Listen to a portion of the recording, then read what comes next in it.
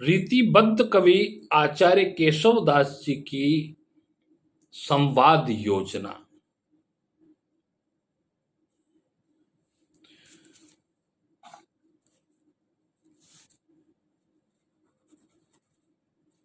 केशव की सबसे प्रसिद्ध पुस्तक रामचंद्रिका में राम कथा का विस्तृत वर्णन है।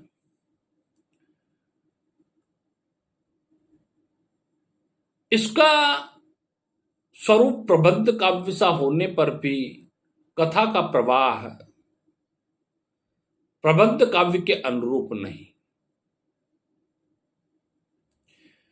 केशवदास जी दरबारी कवि होने के कारण इसमें राजसी ठाट-बाट, राजनीतिक, कूटनीतिक का सुंदर वर्णन करते हैं।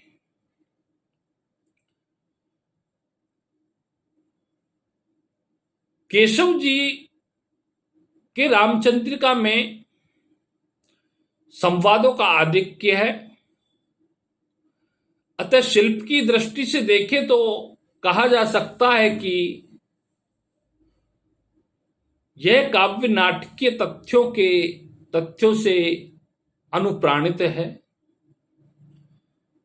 संस्कृत आचार्यों द्वारा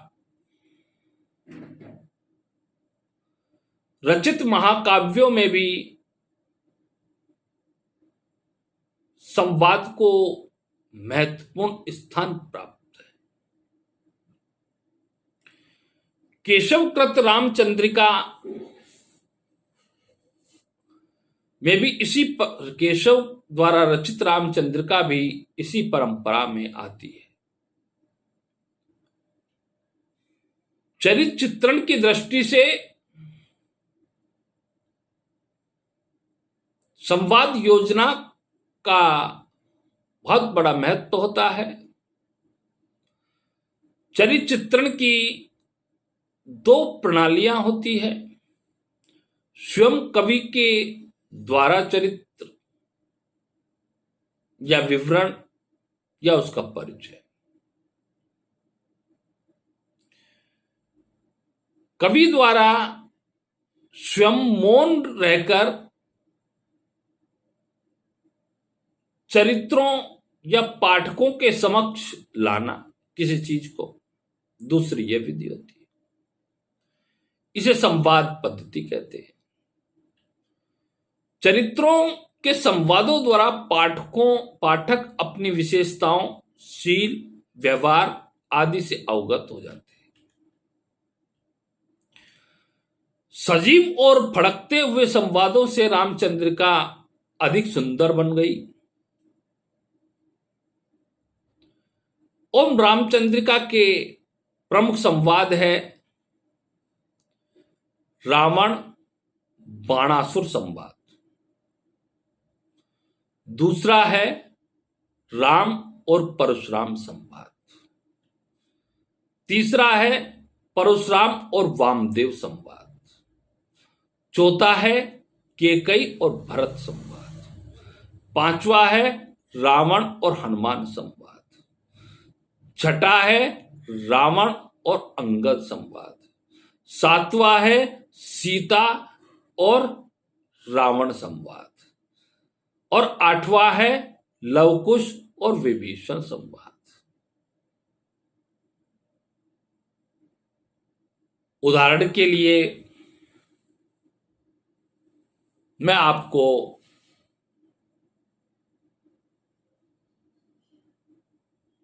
एक छोटा सा संवाद सुनाता हूं। राम: सो अपराध पर्यो हम सो, अब क्यों सुधरे हम, तुम ही ध्यों कहो। परशुराम: बाहु दे दोहु कुठारहि केशव, आपने धाम हो पंथ गो। यहां परशुराम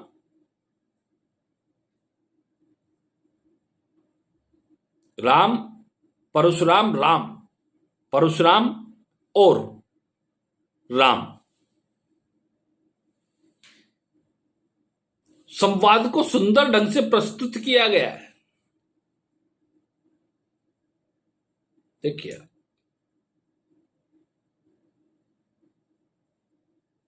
इतना ही नहीं,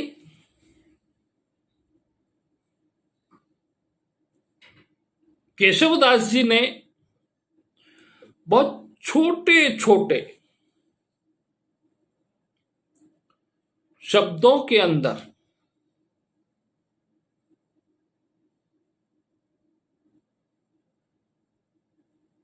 रावण और हनुमान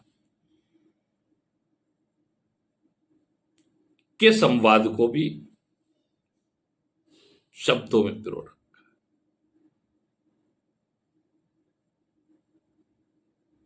इसके साथ साथ रावण अंगद का संवाद भी बहुत सुंदर और सार्थक। को तुम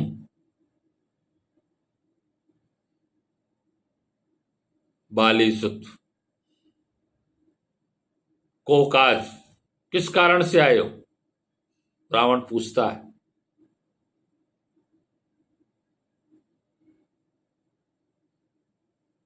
स्वामी हित दूत पठाए, स्वामी ने मुझे दूत बनाकर के यहां भेजा है, इसलिए आया।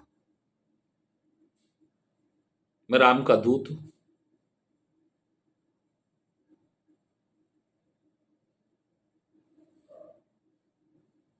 को का, तुम्हारे स्वामी का क्या काम है हमारे यहां?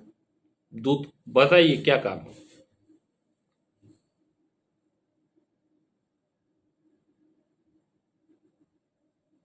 देखिए कितने छोटे छोटे छोटे छोटे छोटे शब्दों के अंदर केशव ने संवाद योजना को गूंथा।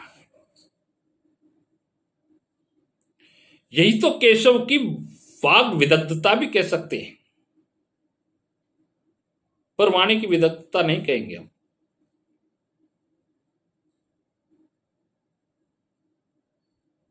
ये चतुराई नहीं है केशव की,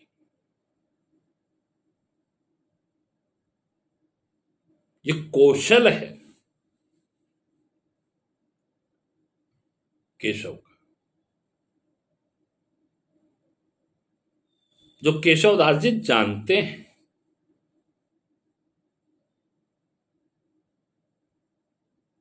कि किस तरह से मुझे संवाद कराना है, लोगों पर छाप छोड़नी। परंतु ये जो संवाद हैं वो सारे के सारे संवाद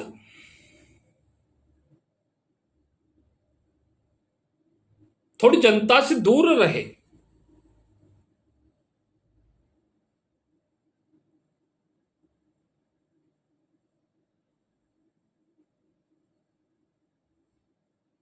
जनता से दूर क्यों रहे?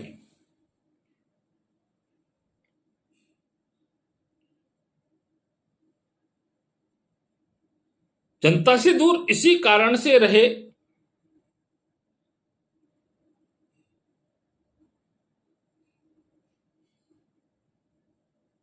क्योंकि उनकी जो भाषा थी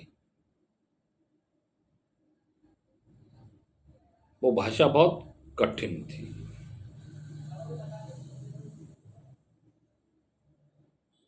सामान्य जनता के समझ में नहीं आती थी, और वो एक दरबार में या राज्याश्रय में रह करके कविताएं करती थी।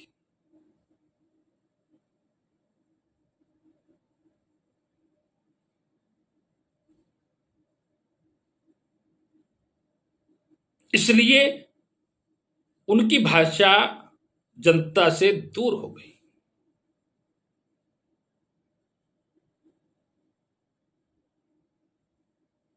और जनता उनके साहित्य को समझ नहीं सकी। साहित्य में तो उन्होंने बहुत कलाएं दिखला दी, परंतु ऐसा दुरूह साहित्य भी किस काम का जो जनता से के समझ में नहीं आए और क्लिष्ट हो जाए, इतना क्लिष्ट हो जाए कि जनता ही नहीं समझ पाए। जब जनता नहीं समझ पाएगी तो उस साहित्य का मतलब क्या रह गया। साहित्य तो समाज का दर्पण है, तत्कालीन समय की चीजों को समझना जनता के लिए होता है।